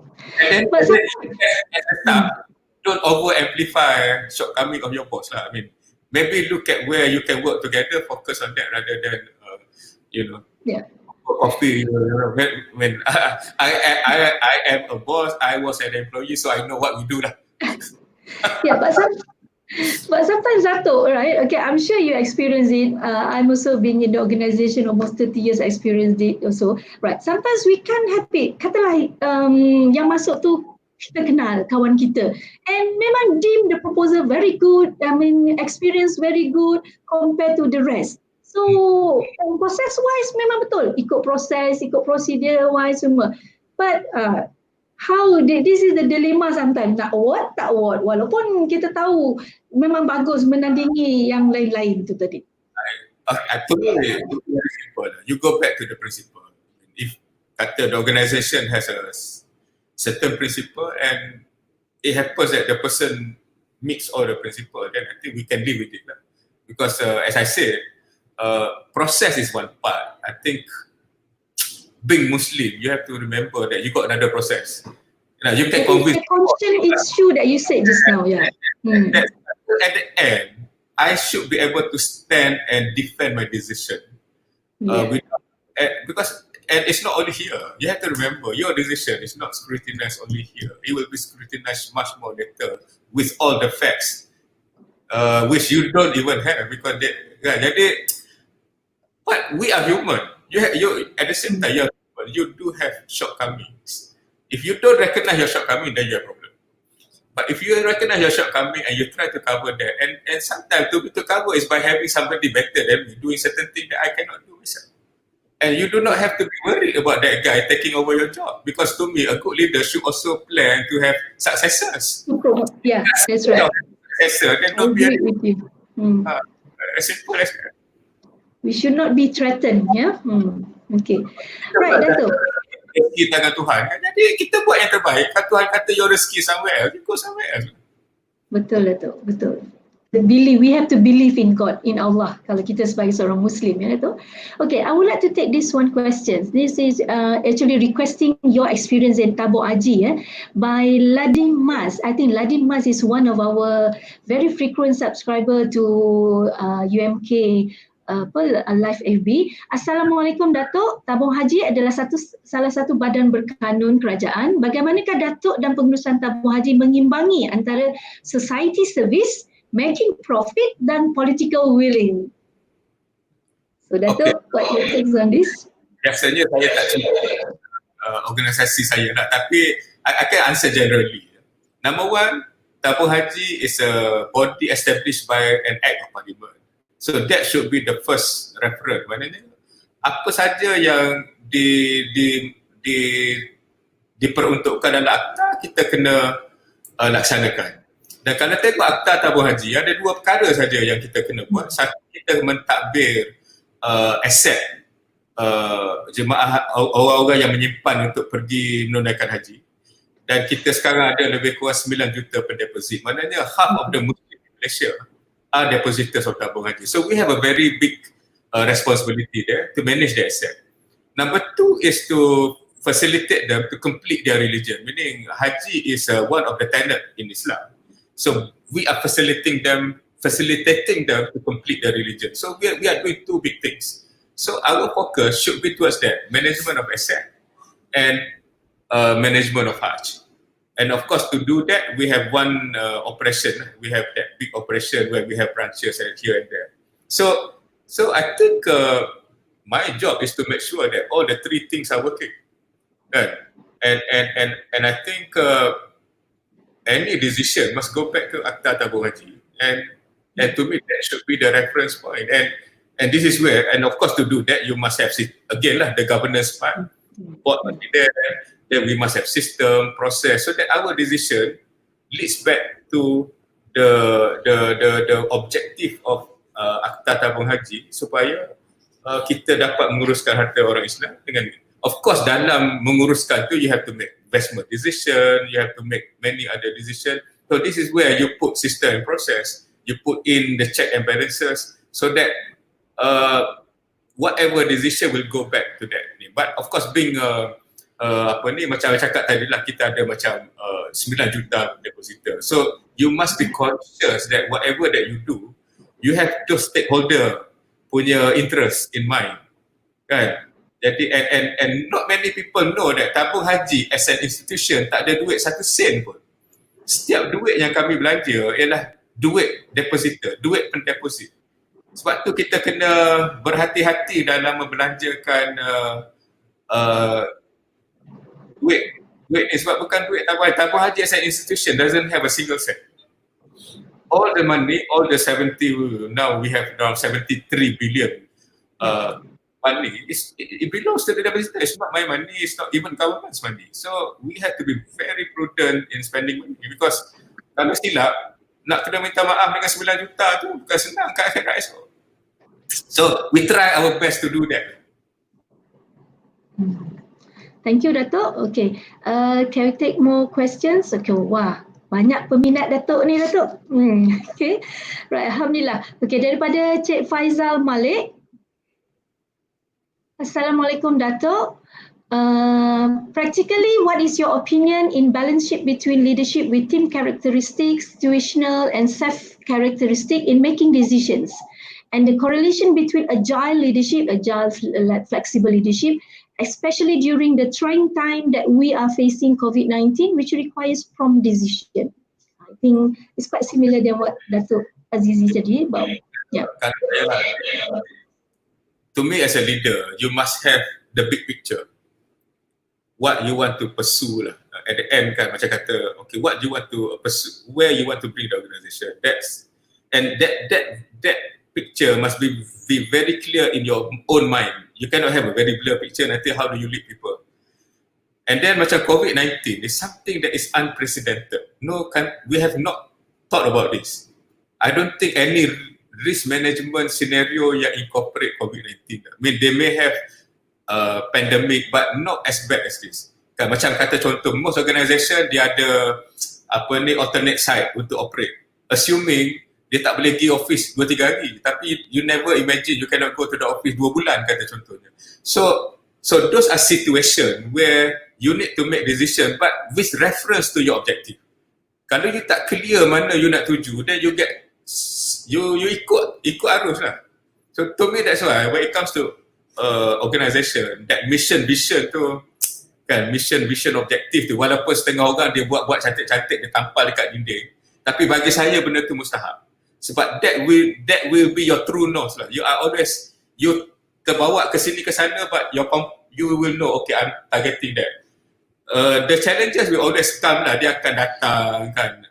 Macam you all now, I think we talked earlier about constraint in terms of student. Now you have to do online teaching, you have to invest in infrastructure. So all this thing will be something that you have to manage. That's why and to me you are paid to deal with it. But without the clear objective, mana ada tuju yang kita nak ni, then you get swayed. So I think that's why having a very clear idea of where you want to bring the organisation, being able to sell that idea across the board, not just within the organisation but outside, your stakeholder, you report kat siapa, dia pun kena nampak gambar yang sama, dan kita buat decision, dia boleh tahu lah. Oh. So to me, having a clear direction is important. And then yang you nak adjust to situation. I think that is very important. Yeah, I agree with you. With having a very good and clear mission statement is essential. Tapi the problem is that how many of us employees understand? Kadang-kadang kita ada cantik vision, objektif tu, tapi do we really apa orang kata merasai, menjiwainya ke tidak? Itu persoalannya. This is where yang tadi kan, one of the component of leadership is communication. Yeah. Nombor satu, you sebagai leader, you kena believe benda tu. Kalau you tak percaya, you tak akan cerita. Tapi you percaya dalam setiap situasi, dalam management meeting, bila you jumpa, you cerita lah. Not in many ways lah kan. Jadi, lama-lama dia, this is kan. You have to listen to feedback. Dia kata, oh boss, kalau buat macam ni tak jadi. Ni kena, then you must listen. And then, actually, one of the thing about communication is about listening. I think the skill of listening is very important. Listening does not mean you dengar sajalah, you kena tengok cara orang cakap, situasi dia cakap benda yang sama berkali-kali ke. So listening to me will help you a lot to be a good leader lah. So you have to listen and looking at what's happening now, we have to listen lah macam mana, what's the best way, macam to make decision. Balik pada soalan tadi, tapi the leader must believe in the mission. The leader must believe in the mission. We agree together with the objective, and everybody must be focusing on that. And you have to keep on selling lah. Kena cerita dalam board meeting, kena cerita kat board, where are we vis-a-vis what we plan. Dekan staff, kita kena tunjuk where are we based on what we plan. Bila jumpa dengan orang, kita kena cerita lagi ke mana kita nak ni. Jadi lama-lama orang tahu, okay, this is where you want to bring the organisation, and orang nak tolong pun senang. Kalau ada orang tahu, oh you want to do this, okay, I share the same view, okay, can we work on certain project together to achieve what we want. Yeah, okay, thank you Datuk. Datuk, kalau kita lihat pada situasi sekarang ya, we always heard that even kerajaan pun dengan COVID-19 ni banyak the implications where we have to give lah to the rakyat bantuan prihatin. Dalam masa yang sama there are debt crisis, shortage of funding, and rationalizations have to be done. The economic rationalization has to be done. What more the augmentations of technology lagi dengan complexity of the corruption lagi, right? So what do you feel? I mean, sama ada tabung haji ataupun your experience lah, the challenge that the today's leaders would feel in facing all these very challenging situation, and on the same time they have to ensure good governance and integrity at the company. Bagi saya, I think being human, I think number one, we must not lose hope lah. Maknanya kita kena sentiasa yakin bahawa we have opportunity to recover. I think as I mentioned, number one, COVID-19 ni unprecedented. Nobody has the experience of dealing with this. Kan? Even when I think kalau you go back to the pandemic yang ramai orang mati dulu pun, I think nobody from that time are still living now. So everybody is on the same page in terms of experience. And I think what matters now is about giving hope to people that one way or another we will have to deal with this together.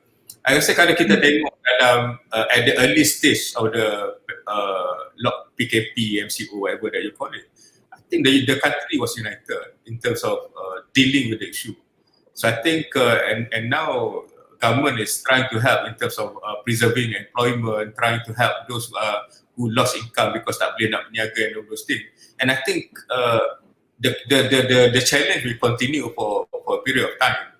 So I think we as Malaysians, we must unite lah together and try to help each other. And I'm aware dalam masa baru ni ramai orang yang tolong sana tolong sini. I think the spirit was, and I think we have to continue with that spirit.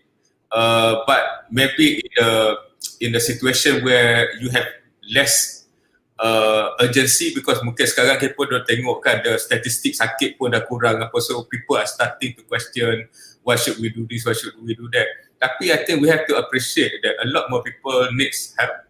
We may not be suffering because maybe we got stable employment, but we cannot just remain satisfied personally, but I think you need to, and I think that spirit will get the Malaysian to get through this challenge. I think so ensuring that the communication about hope, about possible opportunity, providing assistance, I think that is important. Right. Thank you, Datuk. It's very challenging actually at this point of time. Well, we do not know what other disasters would come in the future, but inshallah things will get well. Okay, Datuk. Right. There's one question from our colleague here. Let me see. Okay, from Rijash just now. Where is it? We have viewers. We have listeners from Indonesia juga, Datuk. Kali ni. From Mr. Rijal Saleh. You commented that chairman of the board and the company is very important to steer the company's decision, the company's direction. Please comment on the current uneasiness of appointing politicians as chairman of big government companies. I think that for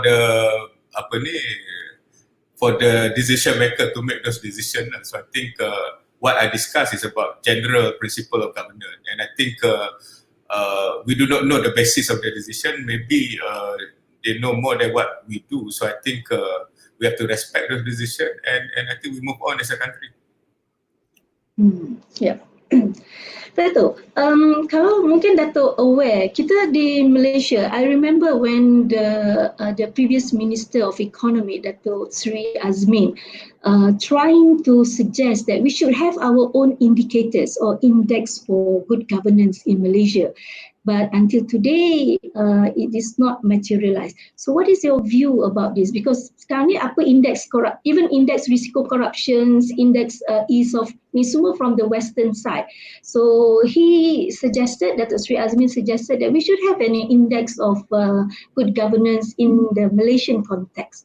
What is your view about this, Datuk? To me, that's not wrong to have, especially to basically to cater for our values and all those things. But what matters more to me is every organization, every institution must continue to strengthen their governance.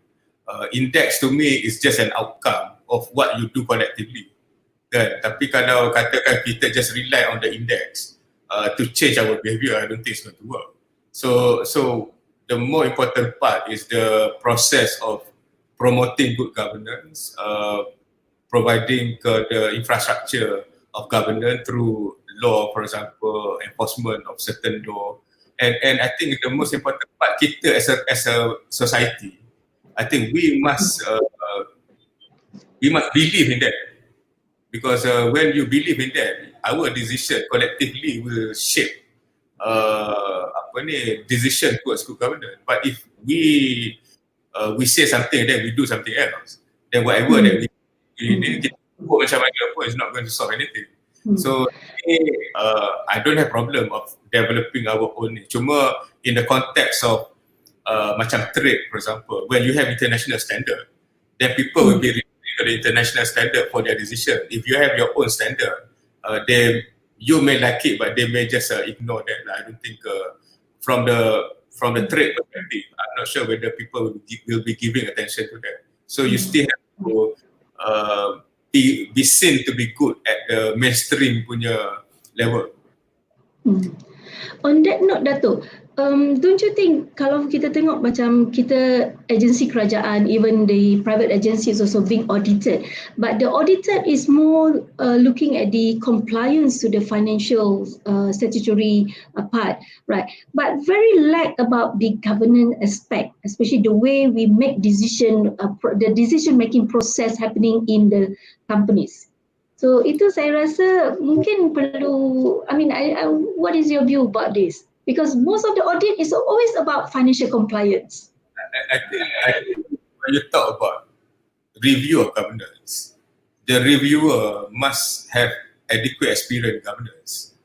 If you have not done something and you want to check whether people comply with certain principles that you have not applied in your own life, it's very difficult. So you end up just trying to tick the boxes, which in most cases all the boxes will be ticked, but you still have a lot of problems. So I think the challenge when you talk about governance audit is whether people who are doing the review have the capability of understanding what does it take. And then I think as when we started the conversation until now, you can see that there could be katakan ideas, framework, but at the end it's all about implementation. So it's very challenging to nilah. Cuma untuk certain proses macam kata comply dengan tender proses, comply dengan itu senang. Tapi at the end, walaupun dah comply, do you get the outcome? That's another issue that makes review of governance is always very challenging lah. Kan? So to me, it's more about encouraging, promoting good governance and as a society we have to put this as an item that is high in our priority so that it gets attention from the right level. Sorry. Datuk, are you okay? Can we take more questions from the audience? Okay. Janji sampai pukul 12. Yeah, we are at 1:38 now. Okay, from Mr. Hani Razi Bolanda. Okay, Datuk Nick, my question. As a leader, how does one defend a decision, especially on defending a decision on holding to integrity? So trying to uphold integrity when knowing it will not be a popular and a lonely decision. Ini rasanya selalu most leaders will experience this. I think number one, you must not be obsessed with the seat that you occupy. Maknanya, if you want the chair, then it's going to be very difficult for you to stand your ground. But if you don't mind the using the chair, I think you have a better chance of standing and living with your values. So, and that's why to me, for you to be able to practice governance, to uphold your value, you should have the competency that is required in the market. Meaning, you have options in your life. If you don't have option in your life, then you also stuck. It's not. That's why tadi kan yang kata courage tu. Courage also comes when you have more options. If you are stuck with only one option, that is to be in the position, then very difficult to defend your position. But if you don't mind losing your seat, then it's okay. So the word is that as a leader, we have to be brave in making decision. Dia ada ni. Kita kena be realistic. Brave is kata yang senang digunakan. Tapi kalau you ada fallback plan ataupun you are not secure enough financially, then it's very difficult for you to need. That's why sometimes when you want to uphold your values, you have to also manage your living, cara you hidup. You cannot have a lifestyle that requires 100,000 a month when there's only one or two jobs that pays you 100,000 a month, because once you lose that, to get another job to cover your lifestyle, it's not there for you. So you have to manage it so that kalau you kena makan budu dengan ikan pun boleh hidup, okay lah. Yeah. Okay, Datuk. This is related to governance, ya. Okay, daripada Dr. Azwan Abdullah. Okay. Assalamualaikum yang berbahagia Datuk, yang berbahagia Prof. Roselina, Waalaikumsalam, dan para hadirin sekalian.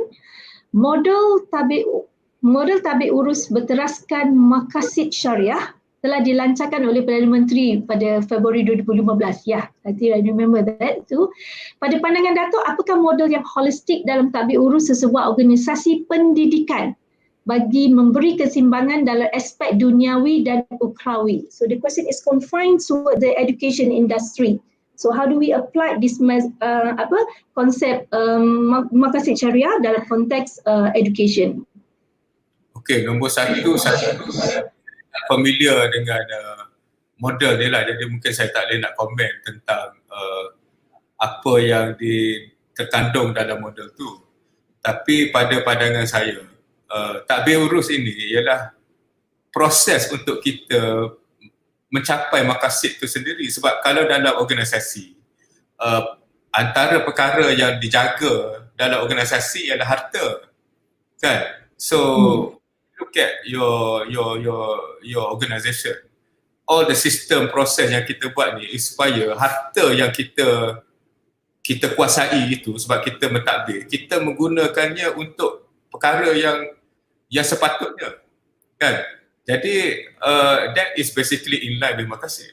Then when we talk about kata on the part of talent and insight, we develop so that they have the capability to serve the organisation, earn income yang halal. So that is very consistent dengan maqasid, kan? Maknanya you jaga harta, you jaga dia punya kehormatan supaya dia tak buat benda-benda yang ni. Then the internal control yang kita masukkan supaya orang tak boleh nak mencuri, orang tak boleh nak merompak, orang tak boleh nak menyalahgunakan kuasa, is also menjaga maqasid, kan? Jadi sometimes is how we understand the maqasid and how we apply the concept in the modern perspective. Sebab bagi saya Islam ni dia agama Tuhan, dia kena sesuai. Cuma bila kita mengecilkan maqasid tu, kan, bila harta kita hanya tengok curi di kedai, tapi kita tak apply that concept dalam you buat decision menggunakan kuasa yang ada, menyebabkan harta itu tidak digunakan dengan cara yang sepatutnya. Pen yang RM1 kita bayar dengan harga RM2. So that will basically derail you from maqasid. So I think most of the modern management concept at the end is about protection of asset, protection of human. And now I think people are even talking about maqasid should cover environment, for example. Jadi I don't think there's a real conflict, except in industry where the business itself is again the principle of Islam. So for example, if you are in the katakan non-syariah punya bank, then whatever you do at management, your business is against the principle of Islam. Kan? Tapi for other than that, because I think yang Islam tak bagi ni is very small. Kan? You eliminate riba, you eliminate kata Arab and few other things. The rest, I think is very well aligned dengan agama kita. Jadi all these things, apa tujuan dia? Pasal apa ada governance? Supaya harta terjaga, keputusan dibuat dengan betul, adil, tidak mengambil hak orang, and it's all about Islam. So to me, I'm not worried about promoting good governance, and I think what is missing is the connection between macam makasih dengan apa yang kita buat. Saya selalu bagi contoh yang traffic light, kan? Pasal apa bila merah kita berhenti, kan? Sebab kalau kita proceed dengan lampu merah, kita langgar orang mati, itu dah melanggar makasih. Tapi dia tak ada pula ini lampu jalan syariah. Tak ada.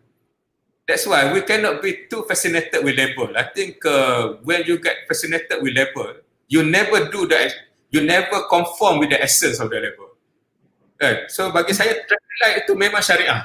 Sebab kalau kita tak ikut traffic light, boleh berlanggar, harta rosak, nyawa boleh mati. And this is what maqasid is all about. Itu pandangan saya. Kena tanya ustaz-ustaz yang lebih arif lah. Saya ni hanya cerita pasal pengalaman saja.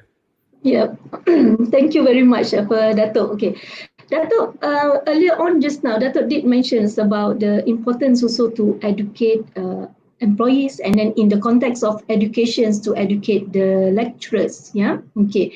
So what do you think, and well, basically what is your hope to the university in order to nurture responsibilities and accountable for future leaders? Saya ni kalau pasal universiti memang banyak cerita lah, as you alluded in your opening. I've been involved with universities because I don't like orang yang marah kat universiti but they were never part of the solution. You know, I mean a lot of people say something about university, but they've gone in and understand your problem. So I decided that while I have my views on university, but I decided to be part of that, to understand what are your challenges. Kan, sebab orang tak tahu masalah yang you hadapi tu, orang tak tahu. Kan, orang tahunya kena macam ni, tak tahu issues yang dihadapi oleh universiti. That's one part lah. So I'm involved with quite a lot, and they know me. I have my view. I may not necessarily agree with me, tapi we can agree to disagree. Number dua, public university, you have to remember you are consuming public resources. So to me, this is you need to be very careful with what you do, because public servant, you are paid from public money, kan? And the problem with public money, dia tak ada only now lah with media sosial orang boleh complain. Dulu orang kena ikut saja. And then number three, you are in the business of giving competency of these people so that they can have a livelihood in the future. Kan? So you are actually dari segi bebanan tu memang berat lah. And then and you know and publicly know that now semua universiti tak cukup duit. Kan? That's another issue. Lepas tu semua orang nak fee yang rendah. Another issue. Kan? Dan tak cukup nak fee murah. Jadi these are all challenges that makes the institution to be in a very challenging position. Tapi at the end, kalau you bayangkan, if you can nurture student who have competency, of course, you cannot train them everything. I was not trained to do what I do now.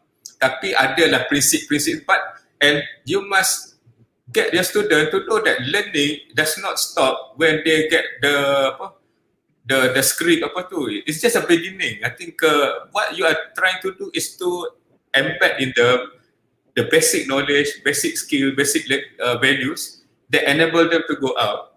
So I think, but you must also inculcate this culture that once you go out, they have to continue to learn.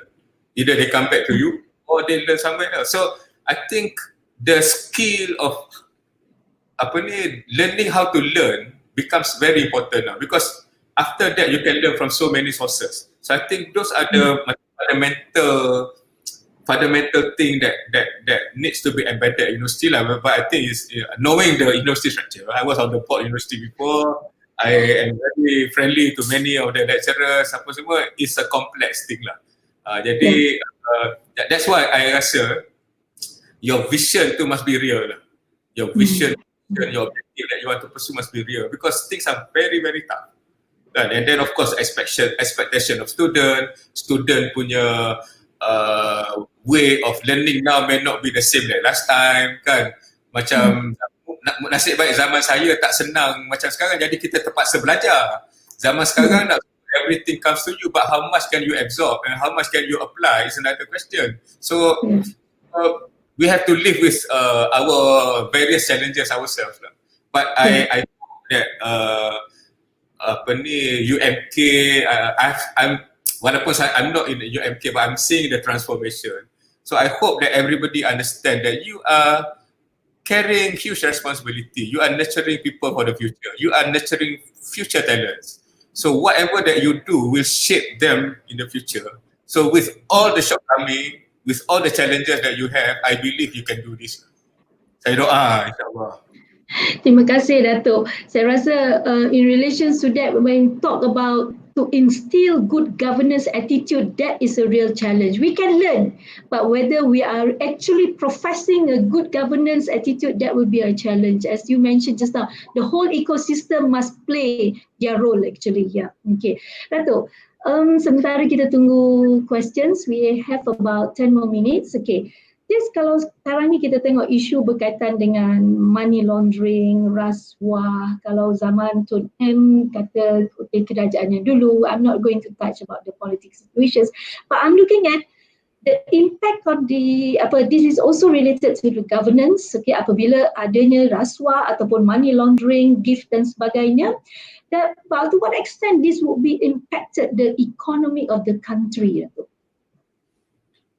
Ya, hanya kalau katakan kita ada duit RM10,000 untuk kita belanjakan, lepas tu air kopi RM5 kita bayar RM15, lagi cepatlah habis duit kita kan. So I think that is a simple analogy to say that corruption cost dia ditanggung oleh orang ramai lah. Maknanya kalau kerajaan habis duit kat sini, they have less money to do other things. Kan? So contohnya dalam COVID sekarang, the priority is menjaga nyawa rakyat Malaysia.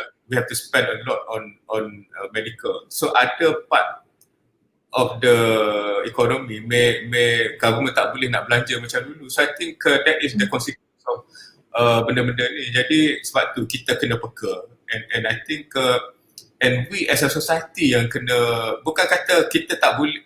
Jadi kalau you tak nak orang buat rasuah, kita jangan memberi rasuah lah. Ataupun jangan menerima. Kan? So dia tak boleh macam, I want you to behave but I don't want, I can misbehave. It doesn't work like that. So that's why at the end of the society. And to me, sebab tu saya pun adalah diberi peluang juga cerita pasal Tadbir Urus ni, pasal ni dekat masjid. Sebab bagi saya, dalam masyarakat Islam, dia kena cerita di masjid tu baru orang macam ni sikit. Dan dia cerita pasal rasuah apa ni dia kurang, dan kalau cerita pun dia terus masuk elemen politik. Bila politik dia tak boleh ni, dia memang susah ni. Tapi kalau kita cerita secara am, kita cerita pasal prinsip, and saya rasa ramai orang lama-lama dia sebenarnya benda ni is good for everybody. And having people with integrity doing things in the proper way, it benefits everyone. Of course lah, those who want to become rich faster may not like it, but I think we need that, especially in public governance. Yeah, thank you very much, Datuk. So we are almost about 5 minutes. I think we can take one last question here, Datuk. Yeah. Okay, just one last question from Dr. Ms. Farisha Syukur. Assalamualaikum Datuk Nik dan Prof. Roselina. Waalaikumsalam. Okay, my question. Empathy in leadership skills. In your viewpoint, why empathy is the most important leadership skills? Second, what is your advice to executive and manager level who aspires to be in the board of director level? Terima kasih.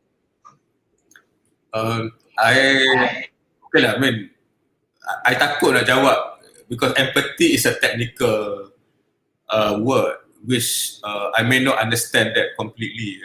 Saya ni tak tahu semua benda juga. But my principle that I try to adhere to is I don't do things that I don't do it to myself.